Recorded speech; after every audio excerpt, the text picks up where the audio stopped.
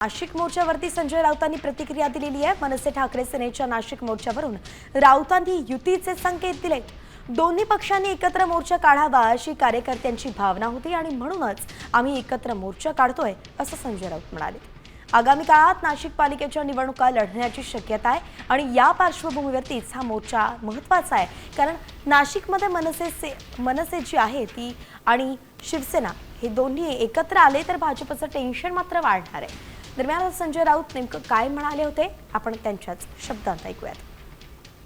नाशिकमध्ये या मोर्चाचं आयोजन शिवसेना तयारी करत होती।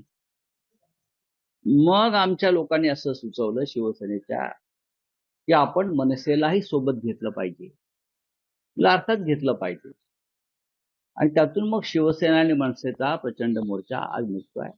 अशा प्रकारे इतर शहरात सुद्धा मोर्चे निघतील हे तुम्हाला मी सांगतो एकत्रित, कारण जमिनीवरची ताकद या दोन पक्षांचीच आहे आंदोलन करण्याची।